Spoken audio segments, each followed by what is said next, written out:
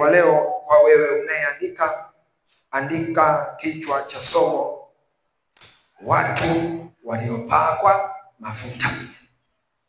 Bwana asifiwe. Ndio. Andika kichwa cha somo: watu waliopakwa mafuta. Na leo tutaenda kuangalia baadhi ya makundi ya watu ambao wamepakwa mafuta. Na kwa nini wamepakwa mafuta? Bwana asifiwe. Kwanza kabisa, mtu akipakwa mafuta inamaanisha kwamba anatengwa au anawekwa watu kwa sababu ya kazi maalum au jukumu maalum. Bwana asifiwe. Haleluya. Mungu anapompaka mtu mafuta, iko sababu anampaka mafuta, au kwa sababu ya kitu ambacho amemuitia, pengine ni wito au huduma au kitu chochote ambacho Mungu anahitaji ukifanye, lazima akutie mafuta. Bwana asifiwe. Kwa hiyo namba moja, andika wafalme. Hilo ndio kundi la watu wa kwanza ambalo Mungu aliwapaka mafuta. Haleluya. Namba moja, andika wafalme. Alafu andika Sauli alipakwa mafuta na nabii Samueli kuwa mfalme wa kwanza wa Israeli. Bwana asifiwe.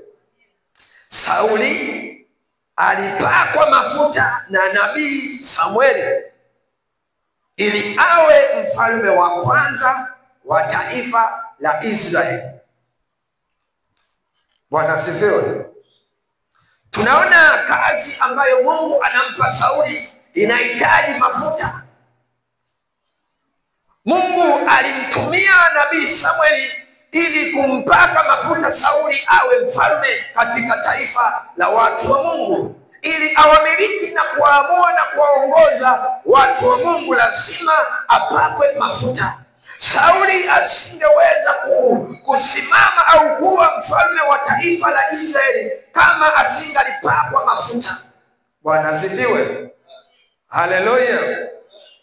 Twende tuone katika kitabu cha Samueli wa kwanza sura ya 10 mstari wa kwanza. Kitabu cha Samueli wa kwanza, kama nitapata mtu wa kunisomea katika kitabu cha Samueli wa kwanza sura ya 10 mstari wa kwanza.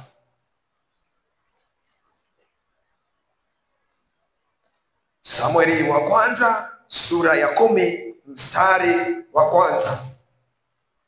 Nasoma Samueli wa kwanza sura ya 10 mstari wa kwanza. Ndio. Nasoma katika jina la Yesu. Neno la Bwana linasema, ndipo Samueli akatwaa chepeo cha mafuta, akayamimina kichwani pake, akambusu, akasema, je, Bwana hakukutia mafuta uwe mkuu juu ya watu wake Israeli, nawe utawamiliki watu wa Bwana na kuwaokoa na mkono ya adui zao? Kisha hii itakuwa ishara kwako ya kuwa Bwana amekutia mafuta uwe mkuu juu ya urithi wake. Amen. Hapo tunamuona nabii Samueli anapewa agizo na Mungu kumtia mafuta mtumishi wa Mungu anayeitwa Sauli, ili awamiliki watu wa Mungu na kuamua na kuwaongoza katika kila aina ya vita inayojiinua mbele ya maisha ya wana wa Israeli. Sauli peke yake asingeweza kuyafanya yote aliyoyafanya juu ya taifa la Israeli kama asingalipakwa mafuta. Mafuta ndiyo yaliyompa nguvu ya kusimama, yaliyompa uwezo wa kuwa mfalme, awamiliki watu wa taifa la Mungu, ili awapatie ushindi na kuamua kwenye kila aina ya vita kwa sababu ya mafuta. Bwana asifiwe. Amen. Haleluya. Amen. Andika Daudi. Daudi alipakwa mafuta na Samueli akiwa kijana kisha akawa mfalme wa Israeli. Haleluya. Daudi alipakwa mafuta na Samueli akiwa kijana, kisha akawa mfalme wa Israeli.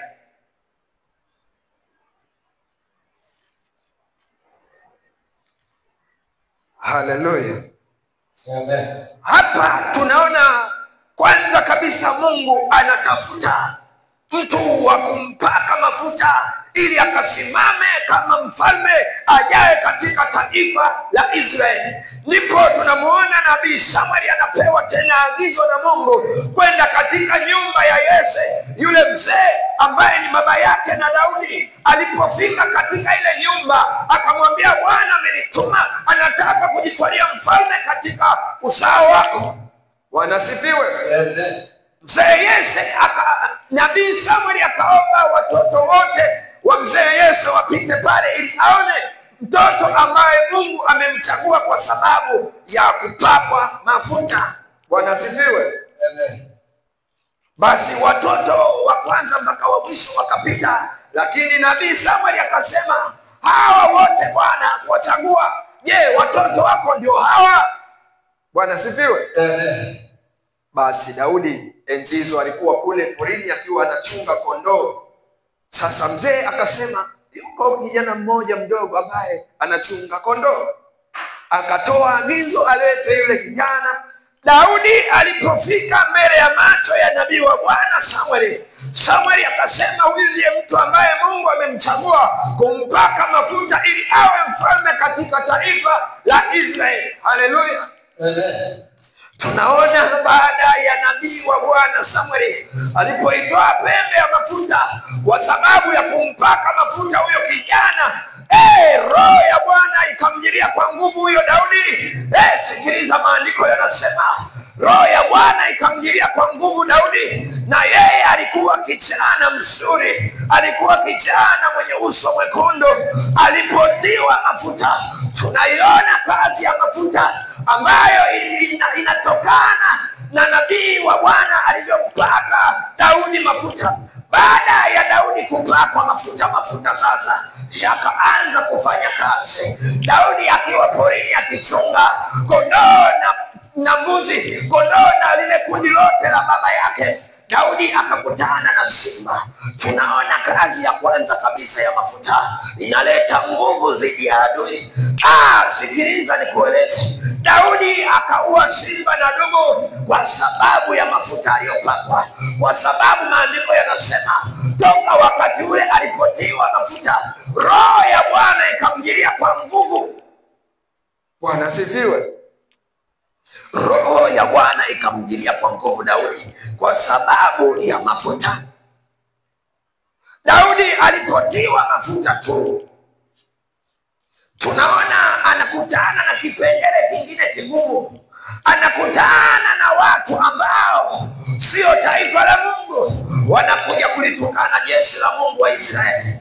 Daudi kwa sababu ya ile roho ya Bwana iliyomjilia kwa nguvu, alipata hasira inayotoka kwa Bwana, hasira ya Roho Mtakatifu, hasira ya Mungu ikaanza kuwaka ndani yake Daudi. Daudi akakasirika akasema, hawa ni wakina nani, watu gani wanaolidharau na kulitukana jeshi la Mungu wa Israeli? Mungu ameliweka jeshi sio kwa sababu ya kulitukana, sio kwa sababu ya kulidharau. Sikiliza nikueleze, jeshi la Mungu hakuna mtu atashindana nalo akashinda. Daudi akapata hasira sana. Bwana sifiwe. Na hichi ndicho kilichotokea baada ya Daudi kutaka kuamua ile vita. Bwana sifiwe. Yule Goliathi alijitamba sana. Jeshi la Mungu ambalo ni wana wa Israeli waliogopa, walitetemeka mbele ya mtu mmoja, lakini kwa sababu yuko Bwana mtu wa vita, Bwana ndio jina lake, anayewapaka watu mafuta ili wawe na nguvu ya kushindana na adui, ili wawe na nguvu ya kupata kupata ushindi, ili wawe na nguvu ya kupigana vita. Sikiliza nikueleze, Daudi mafuta aliyopakwa yalileta ushindi kwa taifa la Israeli, yalileta ushindi, yalileta wokovu. Haleluya. Daudi akasema, Amen. Atafanyiwa nini mtu atakayepigana na Goliathi alafu akashinda? Amen. Bwana sifiwe. Amen. Mfalme akaona kwamba kitu pekee nitakachoweza kumfanyia huyu mtu, cha kwanza kabisa nitampa binti yangu amuoe. Amen. Bwana sifiwe. Yaani ukaoe kwenye nyumba ya mtoto wa mfalme, kijana kapuku aliyekuwa anachunga kondoo kule porini. Sikiliza, mafuta yana kazi ya kumnyanyua mtu kutoka katika mavumbi, yanampandisha juu zaidi, yanamketisha sehemu yenye wakuu.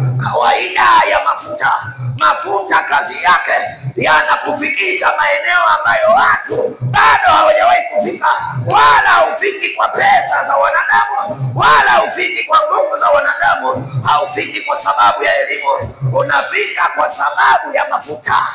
Sehemu hiyo wanafika watu kwa sababu ya mafuta peke yake. Kwa jina la Yesu aliye hai, hebu chapa makofi, shangilia jina la Yesu. Haleluya.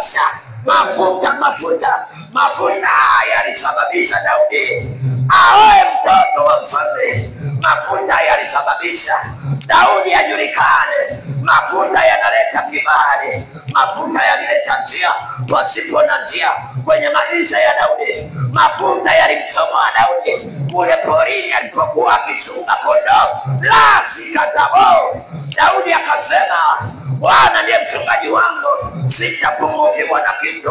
Kwa jina la Yesu, kwa sababu ya mafuta aliyopakwa. Mafuta yanafanya kazi ambazo zimeshindikana kwa wanadamu, zimeshindikana kwa mataifa, zimeshindikana kwa watu wote. Haleluya. Bwana sifiwe. Basi baada ya Daudi kukubaliana na mfalme akaleta mavazi yake ya vita ili amvike Daudi aende akapigane vita. Lakini Daudi alipovikwa yale mavazi akaona kama mavazi hayapigani, anayepigana ni Mungu mwenyewe. Akasema ya kwamba, mfalme, mimi mavazi sitaenda nayo, yaache hapa, yatanishinda. Sikiliza, Daudi alipofika katika uwanja wa vita, Labosi katatama. Daudi akasema ya kwamba, wewe unanijia kwa furaha, unanijia kwa mikuki, unanijia kwa vitu vyote ulivyo navyo. Sisi vita yetu hatupigani kwa mwili, tunapigana kwa jina la Bwana wa majeshi. Daudi akasema ya kwamba, mimi nitakujia kwa jina la Bwana wa majeshi, huyu Mungu ambaye wewe umetukana jeshi lake. Siku hii ya leo nyama yako nitaikundika juu ya mti, na kichwa chako nitakuwa nacho. Nyama yako itakuwa chakula cha ndege wa anga siku ya leo, na watu wote wataona ya kwamba Mungu ndiye anayepaswa kuabudiwa.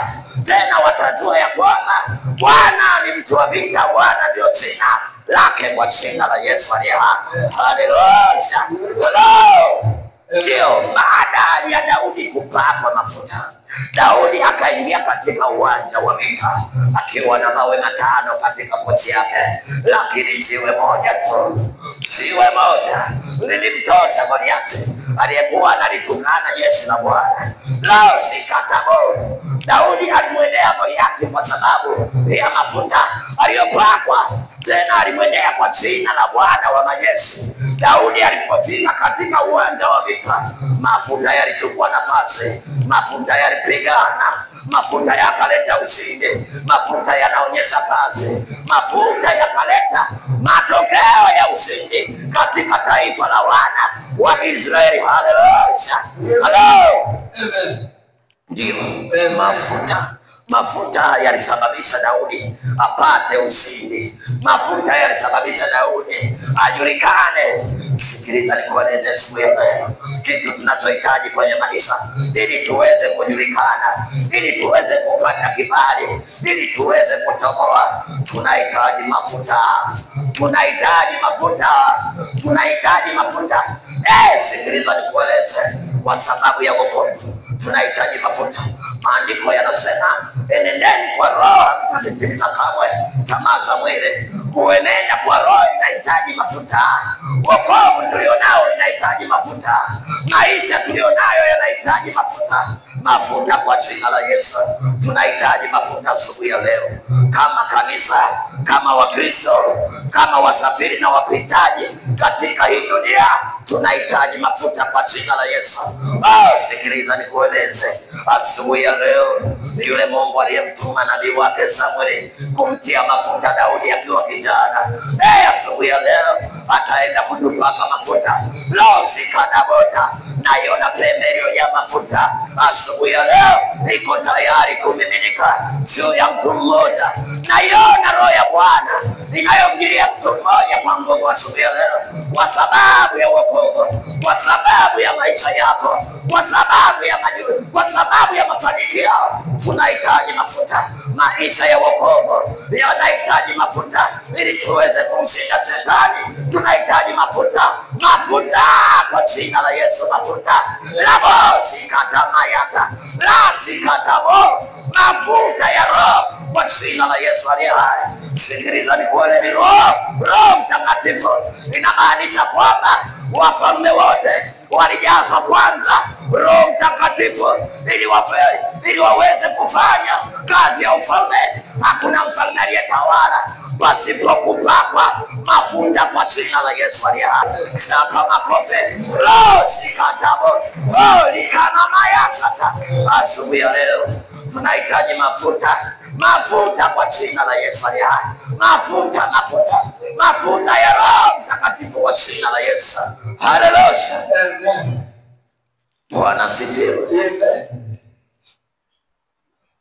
Daudi akachukua jiwe moja akaliweka kwenye kombeo la bosikata, na hichi ndicho kilichotokea.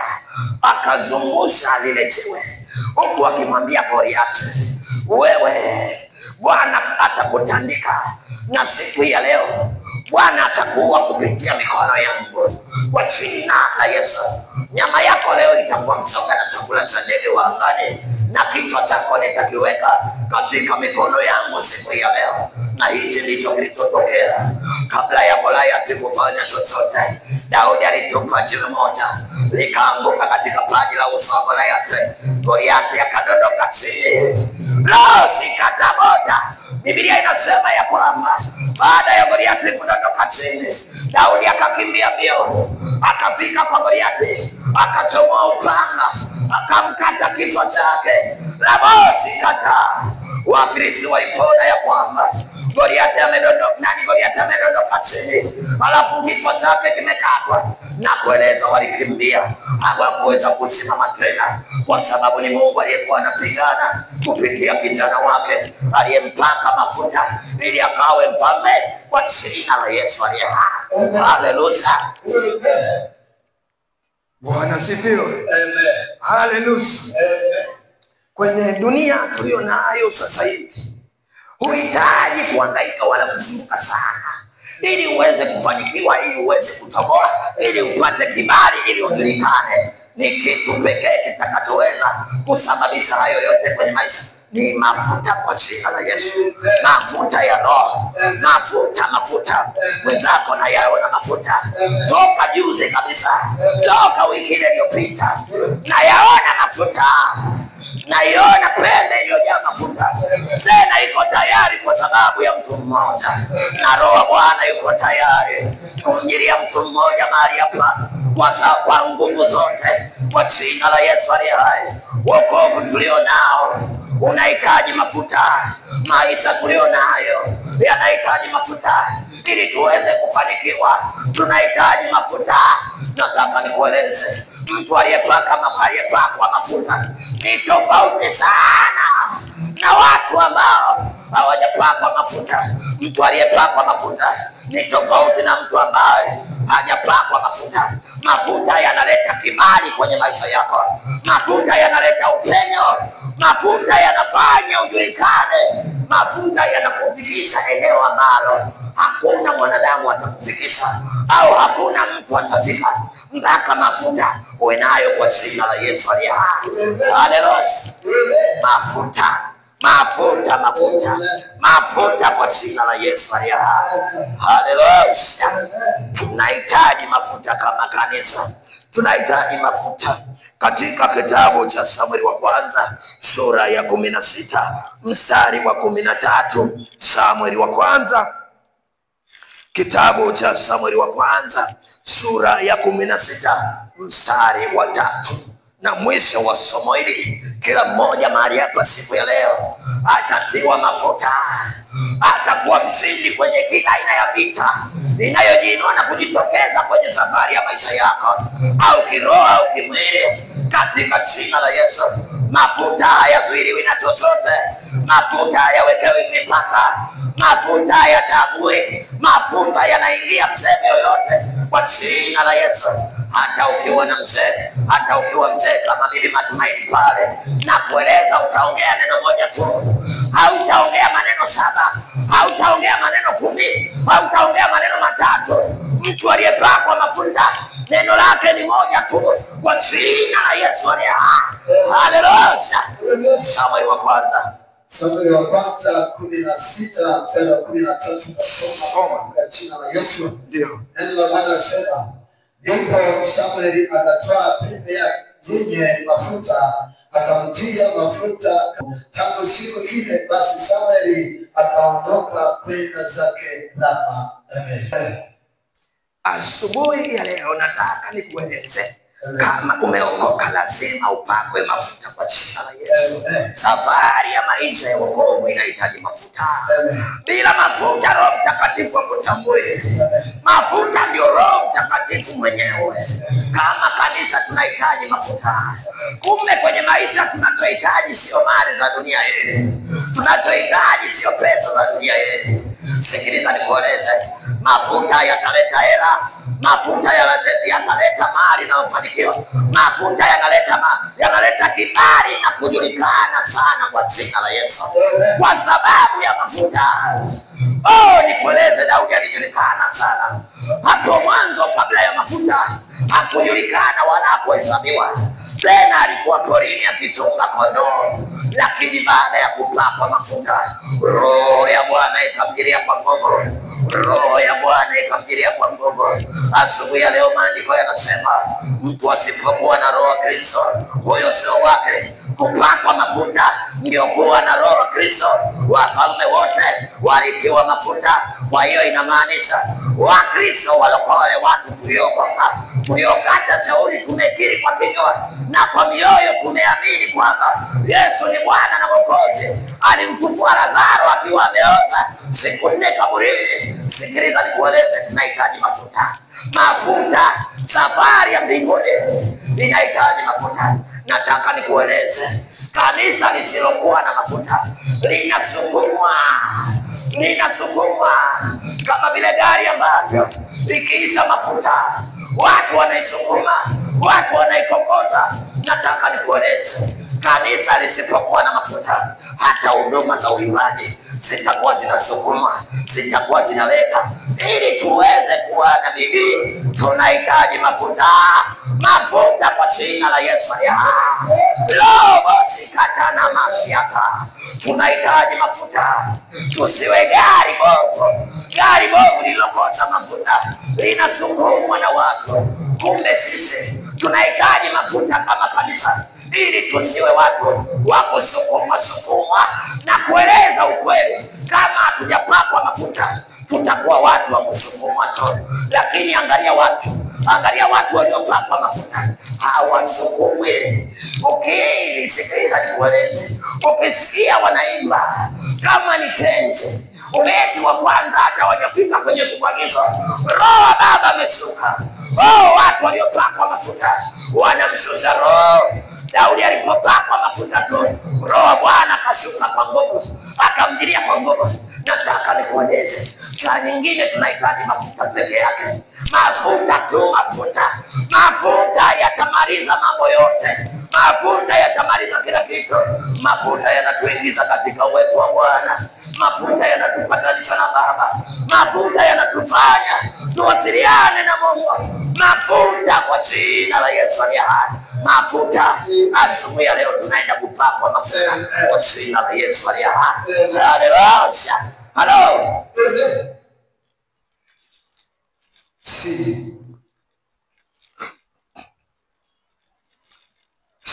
Andika.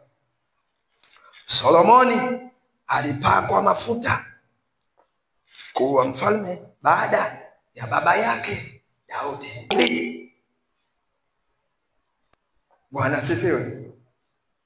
Mafuta na kueleza yakishuka hata kwa mtoto kama huyu mdogo kabisa huyu, na kueleza mafuta yakishuka juu yake, utajua kwamba mafuta yameshuka, kwa sababu mafuta yanageuza. Mafuta yanabadilisha. Mafuta kawaida yake yanafanya vitu vilivyoshindikana kwa wanadamu. Haleluya.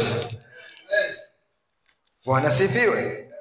Kwa hiyo tunahitaji mafuta. Mafuta kwa jina la Yesu. Mafuta ndiyo yanayosababisha.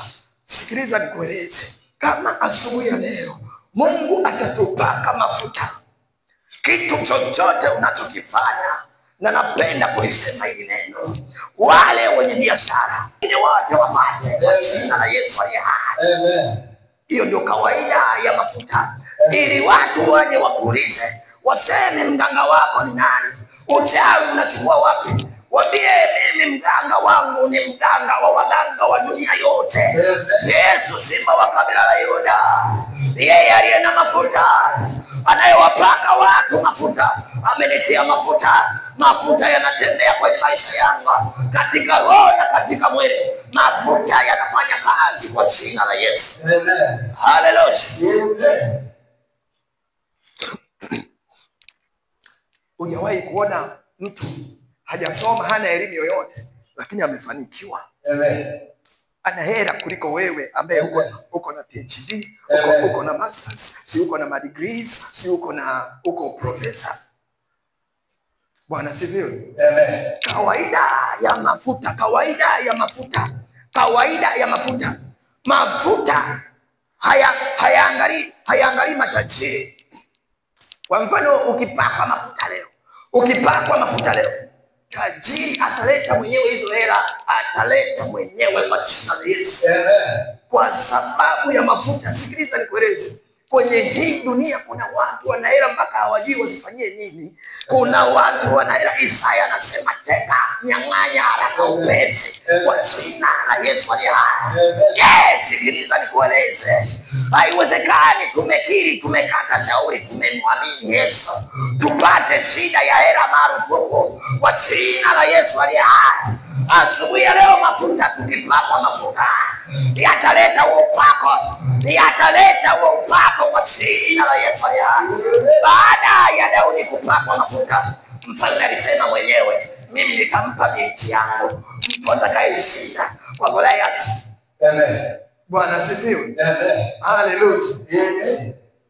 Asubuhi ya leo tukipakwa mafuta, kama kiko kipaji umezaliwa nacho, kinasuasua, hakieleweki, pengine Mungu alipanga mafanikio yako yapo kwenye hicho kipaji cha kuzaliwa, lakini kimekufa wala hakifanyi kazi, ni kwa sababu kimekosa mafuta. Kwa sababu kimekosa mafuta. Hauoni watu wanaishi kwa kuchekesha, hauoni watu wanaishi kwa mdomo, yani maneno tu kuongea. Mtu ana hela kuliko wewe, ajiriwa, unafanya kazi, unalipwa $300, si $400. Bwana sifiwe. Mungu amempa kila mtu kipaji ambacho amezaliwa nacho, kiwe kama kitu cha kwanza kwenye maisha yake kitakachoweza kumsaidia. Daudi aliokota mawe 5 akaweka katika pochi. Inamaanisha la kwanza likishindwa, la pili likishindwa, nina la 3, nina la 4, nina la 5. Bwana sifiwe. Kama kipaji kimekufa, basi angalau upakwe mafuta. Marufuku kwa jina la Yesu. Pesa hauna, inakuwa ngumu. Roho Mtakatifu hauna, Yesu hauna, na mafuta hujapakwa kwa jina la Yesu. Kama yuko mtu namna hiyo ndani ya kanisa, na kueleza hata kuabudu unajisumbua, haiwezekani kwa jina la Yesu. Yani umeokoka, umekata shauri, halafu pesa inakuwa ngumu. Sawa, haya, kipaji kimekufa, hakiko sawa. Hata mafuta nisimama, nakueleza nitang'ang'ana nipakwe tu mafuta. Nipakwe tu mafuta. Mafuta peke yake yanatosha kila kitu, yanamaliza.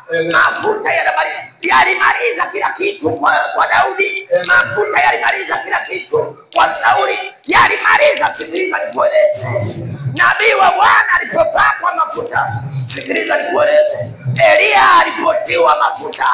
Baada ya Elia kupakwa mafuta, akasema nataka siku ya leo watu wamjue Mungu. Akaleta mechi uwanjani, anacheza yeye na Mungu, anacheza yeye na Yesu. Zilikuwa timu mbili pale, timu ya Yesu pamoja na nabii Elia, lakini timu nyingine ya pili ilikuwa ni timu ya watu 450, wale manabii wa Baali. Elia akasema sikilizeni watu, nikaribieni, sikilizeni waenzi. Tuwe na mashindano ya kumuita Mungu. Mungu atakayejibu kwa moto, huyo Mungu atakayeabudiwa. Na kueleza Biblia inaniambia wale watu wakaliona hili neno ni nzuri, walifurahi kweli kweli, wakasema huyu mtu mbona amefaa sana. Na kueleza kumbe hawajui timu inayocheza uwanjani ni ya nani kwa jina la Yesu. Elia akasema sasa anzeni kuingia uwanjani. 450 manabii wa Baali wakaingia katika uwanja, wanacheza na simba wa kabila la Yuda, wanapepeta mpira na Yesu.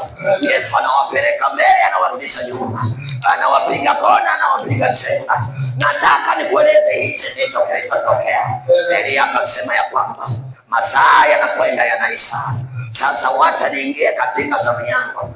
Timu ya Yesu iliyopakwa mafuta ilipoingia kumwakilisha simba wa kabila la Yuda, sikiliza hichi ndicho kilichotokea.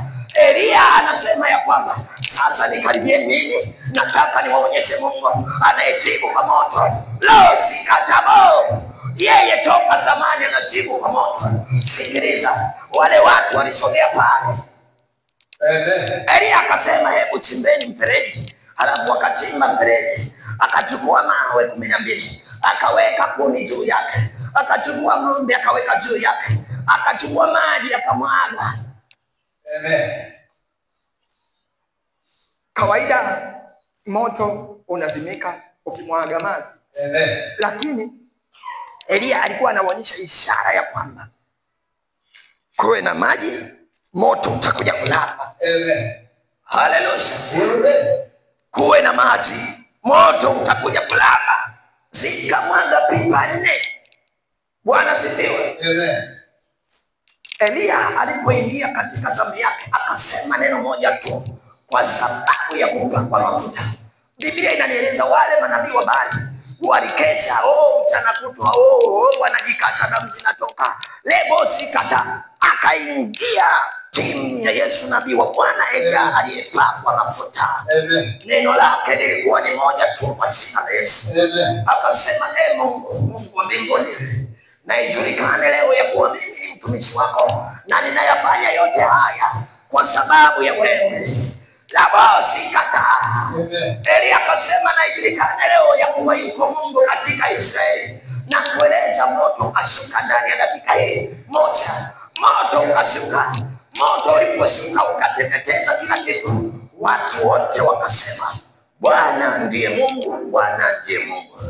Walipoona moto ukalamba kila kitu, wakataka kukimbia. Elia akasema wakamateni wote, asibaki hata mtu mmoja. Wakale upanga kwa jina la Yesu. Kuanzia siku ile Watu walijua Bwana ndiye Mungu, Bwana ndiye Mungu. Asubuhi ya leo kitu tunachotaka ni kueleze kwenye shida, kwenye tatizo, kwenye dhoruba, kwenye changamoto, kwenye majaribu na magumu unayopitia, ujue ya kwamba Bwana ndiye Mungu, Bwana ndiye Mungu kwa jina la Yesu. Shida ulizo nazo zinahitaji mafuta kwa jina la Yesu. Haleluya. Mafuta, tunazungumzia habari ya mafuta, kupakwa mafuta, kupakwa mafuta. Sasa kama wewe ni Mkristo, wokovu huu tulionao sasa hivi, kama haujapakwa mafuta, mafuta ni Roho Mtakatifu. Na ile siku Yesu atakapokuja katika mawingu, ataangalia watu walio na Roho wa Kristo ambaye ndio mafuta yenyewe. Sasa kama haujapakwa mafuta na kueleza, utaishia kuona watu wakitwaliwa, utaishia kuona watu wakinyakuliwa kwa jina la Yesu. Itakuwa ni kufumba na kufumbua. Kitu tunachohitaji kwenye maisha ni mafuta, mafuta kwa jina la Yesu. Mafuta ndio yanayosababisha uhai wa kanisa. Mafuta ndio yanayoleta uhai kwenye uimbaji. Mafuta yanasababisha. Sikiliza nikueleza. Kama wako waimbaji wamepakwa mafuta asubuhi ya leo, na kueleza wataimba hata watachukua sekunde mbili. Roho wa Baba atashuka hapa, sio kwa watoto tu, sio kwa wazee tu, kwa watu wote kwa jina la Yesu aliye hai. Wako wapi siku ya leo vijana wanaoshusha moto kama Elia? Wako wapi vijana siku ya leo waliopakwa mafuta kama Daudi? Sikatabola yasika. Wako wapi? Wako wapi vijana waliopakwa mafuta, wanaonyesha macho ya Mungu ndani ya kanisa, wanaosababisha sikatana masaya, sikatamola, sikadabo. Mafuta, tunahitaji mafuta kwa jina la Yesu. Mafuta, tunahitaji mafuta, watakaofufuliwa ile siku ya mwisho kwa sababu ya uzima, waliopakwa mafuta kwa jina la Yesu. Mafuta. Nimesema gari kama haina mafuta inasukumwa. Mkristo ambaye hajapakwa mafuta atasukumwa kwa jina la Yesu. Atakuwa kama gari bovu, sikatabo. Atasukumwa kwenye kila maeneo, atasukumwa kwenye kila aina ya matokeo, atasukumwa kwenye utoaji, atasukumwa kwenye uimbaji, atasukumwa kwenye kujitoa, atasukumwa. Sasa kama tukiwa kanisa ambalo linasukumwa na kueleza Roho Mtakatifu haendani na kanisa linalosukumwa. Roho Mtakatifu anaenda na kanisa lililomkubali, kanisa lililoko tayari kwa jina la Yesu. Haleluya. Mafuta, tunahitaji mafuta ili tusiwe watu wa kusukumwa. Tunahitaji mafuta kwa jina la Yesu. Mafuta yakipakwa juu ya mtu ambaye alikuwa hana sauti ya uimbaji au hajui atakuimba na kueleza kile atakachoimba, hata kama sauti imekuwa ya shingapi huko, leo zikatamasaka, Roho wa Bwana atashuka kwa nguvu. Yeye angalii sauti za watu. Kwa Mungu ziko sauti maelfu. Zikatamasa, ziko sauti zote, sio sauti inayosababisha Roho ashuke. Ni mafuta ya Roho Mtakatifu yanayomshusha Roho. Roho wa Bwana ni mafuta ya Roho. Mafuta. Kama kuna kitu tunahitaji kanisa la leo ni mafuta. Tunahitaji mafuta. Mafuta yanapatikana kwa njia ya maombi peke yake. Unaingia kwenye maombi, unasema la boka sikatamasa, la sikatamo. Roho wa Bwana Baba, kwa jina la Yesu, uliowapaka mafuta manabii, makuhani na wafalme wote, asubuhi ya leo nahitaji mafuta kwa jina la Yesu. Biblia inasema tafuteni kwanza ufalme wa Mungu na haki yake, hayo yote mtazidishiwa. Kumbe kwanza tunachohitaji ni mafuta. Anasema tazama ndege wa angani hawalime wakusanyi ghala, lakini yeye anawarisha. Tatizo tulilo nalo iko dhambi inayozuia mafuta. Labosika masika la sikata masaya. Biblia imeandika maovu yenu yamewafanya kanisa na Mungu. Dhambi inazuia mafuta, dhambi inamzuia roho, dhambi inazuia uamsho, dhambi inazuia labosika mayamata uhai wa kanisa. Kanisa lisipokuwa na mafuta linamilikiwa na Shetani, linakuwa kanisa lililokufa, linalosukumwa kwa jina la Yesu. Asubuhi ya leo, kwa sababu ya mafuta, tukaamshwe na roho, tukaamshwe na roho Bwana kwa jina la Yesu. Mafuta ya roho, mafuta, tunahitaji mafuta asubuhi ya leo, tunahitaji mafuta kwa jina la Yesu. Mafuta, tunahitaji mafuta, tunahitaji mafuta. Labosikata, niko ambaye niko, wewe niko ambaye niko. Bwana ni mtu wa vita, Bwana ndio jina lako. Uliowapaka mafuta wafalme, ulimpaka Sauli kupitia nabii wako Samueli, ulimpaka Daudi kupitia nabii wako Samueli, ulimpaka Solomoni kupitia kuhani Rosikatamasaya, uliwapaka makuhani kizazi chote cha Haruni, uliwapaka mafuta kwa sababu ya kazi ya ukuhani, uliwapaka manabii Labosikata, Isaya, Danieli, Ezekieli, Yeremia, ulimpaka mafuta hata kabla hajazaliwa. Yesu mwana wa Mungu alitiwa mafuta hata kabla hajatungwa mimba kwa jina la Yesu. Yohana Mbatizaji, Roho wa Bwana alijazwa akiwa tumboni, alijazwa Roho Mtakatifu, yaani alipakwa mafuta akiwa tumboni kwa jina la Yesu. Asubuhi ya leo nasema mafuta ya Roho yakapakwe kwa kila mtu.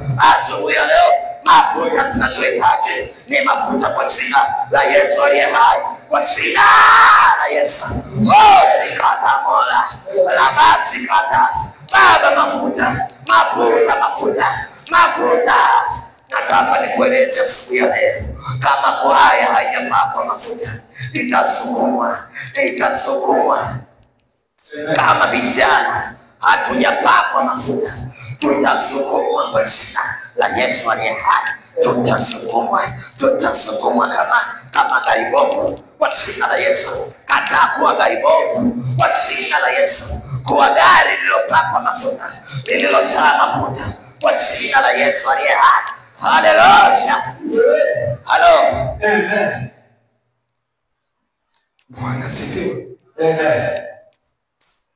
Wenzako, kama kuna kitu kimesaidia au kinasababisha mafuta, zile ibada kwa jina la Yesu, zile ibada usiache zile ibada kwa jina la Yesu aliye hai. Amen. Bwana sifiwe. Haleluya. Amen. Mafuta yanatosha kila kitu. Watu hawafanyi kazi, lakini kwa sababu ya mafuta hawajapungukiwa chochote kwa jina la Yesu. Haleluya. Mafuta. Amen. Ukiyatafuta mafuta, sio kwamba unapoteza kazi, sio kwamba utazofika. Hapana, mafuta ya kwanza, kitu cha kwanza kabisa mafuta.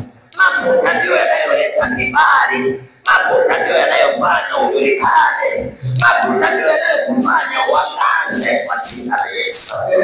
Mafuta ndio yanayoleta mafanikio. Mafuta kwa jina la Yesu. Mafuta. Amen. Haleluya. Sasa hizi dakika chache zilizobaki, nataka nikakione kizazi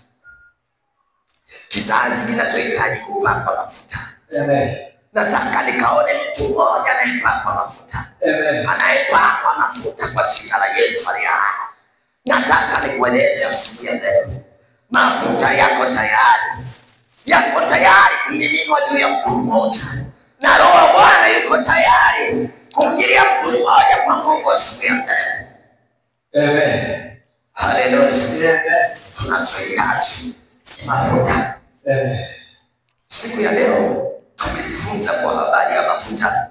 Tumesema yako makundi matatu yaliyopakwa mafuta. Tumeangalia kundi moja tu la wafalme, lakini yako bado makundi mawili tutakuja kuona siku nyingine. Makuhani walipakwa mafuta, hilo ndio kundi la pili, lakini pia kundi la tatu ni manabii wenyewe walipakwa mafuta. Tutaona siku nyingine. Sasa kwa hizi dakika chache tulizo nazo asubuhi ya leo, naomba usimame juu kwa miguu yako kwa hizi dakika 10 tu. Mafuta, mafuta, omba mafuta. Hakikisha huduma yako inahitaji mafuta. Huduma yako inahitaji mafuta. Karama, kipawa inahitaji mafuta. Mafuta kwa jina la Yesu, mafuta. Amen. Amen. Tunahitaji mafuta. Kila mmoja ameitwa. Kila mmoja ameitwa. Katika hii dunia kila mtu ameitwa. Sasa asubuhi ya leo iko nyimbo ambayo inamfaa kabisa mtu kutaka mafuta. Mungu alituita ili tupakwe mafuta. Basi kile kitabu cha Tenzi namba 67, Mungu alituita ili tupakwe mafuta. Bwana sifiwe. Hii tenzi inatosha kabisa mtu mmoja kuita mafuta yakashika ndani yake, kupakwa mafuta. Haleluya. Bwana uliyewaita takatifu wako wawe mitume wachupa lishe kundi lako wanyo kawa mashujaa wapole na wapole wapole siwe kunyama hata leo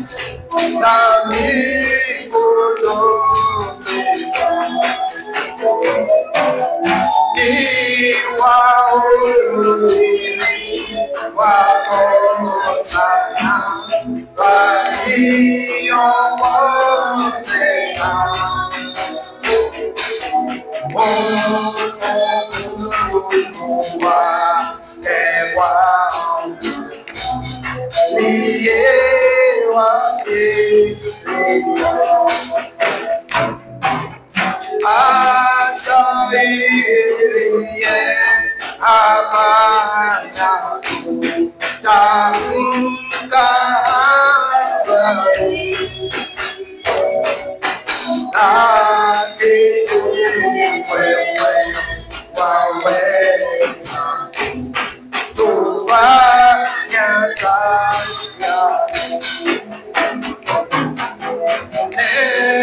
la moto le tuwe penalo wako